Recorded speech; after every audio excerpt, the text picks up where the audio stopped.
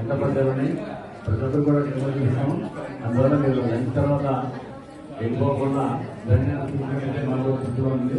అక్కడ దానిలోని అలాగే కషాయాలు ఉన్నాయి, ఏసీ ఆదాయం పనిచేస్తున్నాయి. అలాగే రైతు దేశం స్వాగతం పలుకుతున్నది మన director of agriculture Shri S Vijayarao గారికి. వారిని రైతు దేశం వెంకటేశ్వరరావు గారు వేదిక మీదకి రావాల్సిందిగా శ్రీ ఎస్ ఢిల్లీరావు గారు. సార్, ఇట్ గివ్స్ మీ ఎవరి పేరు మీద అయితే మనం రూపొందించుకున్నామో మిద్దె తోట అనేటువంటి వారి పేరు మీద ఈ యొక్క సన్మానాలు చేయడం అనేటువంటి ఒక గొప్ప విషయంగా నేను భావిస్తూ ఈ యొక్క మిద్దె తోట పితామహులైనటువంటి శ్రీ రఘుత్తమ రెడ్డి గారిని సవినయంగా వేదిక మీదకి రావాల్సిందిగా వారిని సగౌరవ సమీర్ణయ సహేతుక సౌభ్రాస్వాగతంతో వారిని ఆహ్వానిస్తున్నాం. సార్,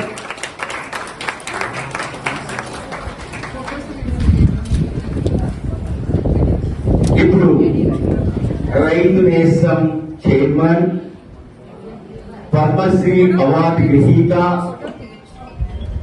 2 దశాబ్దాల కూడా రైతు నేస్తం అనే పేరు మీదే తప్పితే మాలాంటి వారు మీలాంటి వారు చెప్తేనే వారి పేరు కూడా ఏమైందయ్యా అంటే ఆయన సార్థక నామధేయము నేను భావిస్తున్నది ఎడ్లపల్లి వెంకటేశ్వరరావు గారిని మర్చిపోయాము, రైతు నేస్తం వెంకటేశ్వరరావు గారికి అభిపండితులయ్యారని చెప్పి ఈ సభాముఖంగా విజ్ఞప్తి చేస్తూ వారు పద్మశ్రీ అవార్డే కాదు రాబోయే కాలంలో ఇంకా ఉన్నతమైనటువంటి ప్రమాణాలు అందిస్తూ ఇంకా మంచి అవార్డులు పొందాలని కోరుకుంటూ చేసి ఈ రోజు ఆ యొక్క హై స్కూల్ ని ఒక కాలేజీ స్థాయికి, ఇది ఒక గవర్నమెంట్ కాలేజీని ఒక ఇనిషియేట్ తీసుకున్నటువంటి వ్యక్తి శ్రీ ఎడ్లపల్లి వెంకటేశ్వరరావు గారిని మీ అందరి ముందుకు, ఎందుకంటే తెలియని విషయాన్ని చెప్పాలనే ఉద్దేశంతో చెప్తున్నారు.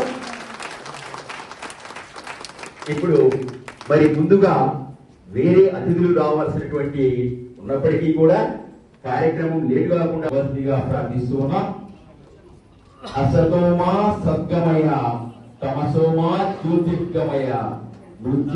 జ్యోతి ప్రజ్వలన కాబట్టి మనలందరినీ కూడా ఎప్పుడు ఎంత జ్ఞానాన్ని సంపాదించుకున్నా కూడా ఇంకా ఇంకా జ్ఞానాన్ని సంపాదించుకోవాలనేటువంటి కోరిక కలిగి ఉండాలి అనేటువంటిది, ఆ వెలుగులోకి తీసుకెళ్ళాలి అనేటువంటిది కోరిక.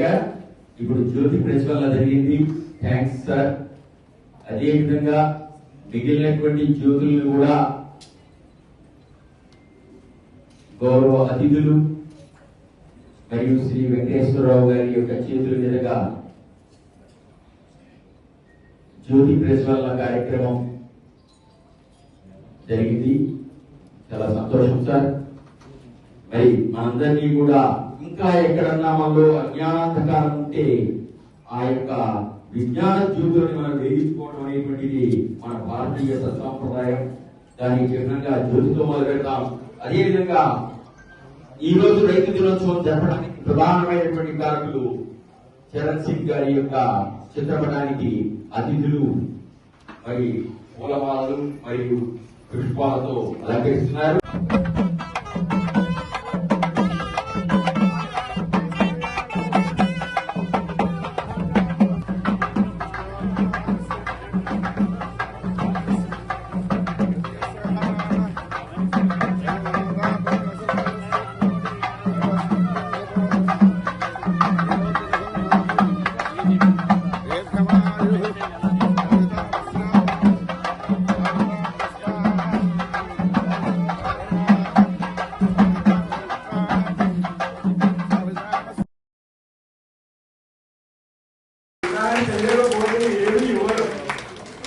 నిజానికి వ్యవసాయం తర్వాత అతిపెద్ద సబ్జెక్టు మిద్దె తోటలు. ఇవాళ పెరటి తోటలు, మిద్దె తోటలు 100 కోట్ల సబ్సిడీ కేటాయించిన తప్పు లేదు మిద్దె తోటలకు. ఎందుకంటే ఆహారంలో సగ భాగం కూరగాయలు, పళ్ళు. నగరాలు ఎంత విస్తరించున్నాయో వాటి మీద మిద్దె తోటలకు అంత అవకాశం ఉంది. మీరు ఆలోచించండి, మిద్దె తోటలకు ఎంత స్కోప్ ఉందో. మిద్దె తోటల వల్ల ఎన్ని లాభాలు ఉన్నాయో మనం 10 ఏళ్లుగా చెప్పుకుంటూ వస్తున్నాం. లెక్కిస్తే 100 లాభాలు ఉంటాయి. మీ అందరికీ తెలుసు, చేసిన వాళ్ళకి తెలుసు. 100 లాభాల్లో ముఖ్యమైన లాభం ఏమిటంటే ఇవాళ 25 మంది మహిళలే పురస్కార గ్రహీతలు ఇక్కడికి వచ్చారు. వీరి అమ్మ నుంచి పచ్చని మంది మొక్కలు పెంచుకుంది కాబట్టి మొదటి నుంచి ఆర్నమెంటల్ ప్లాంట్స్ పొలిమేటర్లు పెంపకం చేస్తూ వస్తున్నారు. కరోనా సమయంలో ఆహారం యొక్క విలువ తెలిసి వచ్చి ఆకుకూరలు కూరగాయల పెంపకం మొదలుపెట్టి గత 5 సంవత్సరాల నుంచి తమ ఇంటి మిద్దె మీద సుమారు 2000 చదరపాల స్థలంలో 10 రకాల మొక్కలను పూర్తి సేంద్రియ పద్ధతులతో కలిసి చేస్తున్నారు. తమకు అవసరమైన ఆకుకూరలు కూరగాయలు చదువుకు నిజంగా ఆరోగ్యకరమైన ఆహారం ఆస్వాదించడంతో పాటు తోటగారిలో కూడా ఎటువంటి అవసరాన్ని తెలియజెప్పడంలో తన వంతు పాత్ర సుమారు 1000 చదరపాల స్థలంలో చేస్తున్నారు. ఆకుకూరలు కూరగాయలు మరియు పండ్లతో పండ్ల వ్యవసాయానికి సాగుతున్నారు. కాబట్టి మొక్కల పెంపకాన్ని తమ ఇంటి మిద్దె మీద సుమారు 2 నెక్స్ట్ శ్రీమతి పేర్ల అనురాధ గారు. అనురాధ గారికి ఇంటి పరిస్థితుల్లో సుదీర్ఘ అనుభవం ఉంది. తమ ఇంటి మొత్తాన్ని 2 రకాల మొక్కలతో నిండి ఇంటిని నగరంగా మార్చారు. 2 రకాల కూరగాయలు ఆకుకూరలు పళ్ళతో పాటు ఔషధ మొక్కలు పెంపకం చేసి ఔషధ మొక్కల్లో ఉన్న ఔషధ గుణాలను తెలుసుకుంటారు. తనకున్న ఆత్మహత్య సమస్యలో తన ఇంటి పనుల ద్వారానే 2 రకాల నెలకొచ్చేందుకు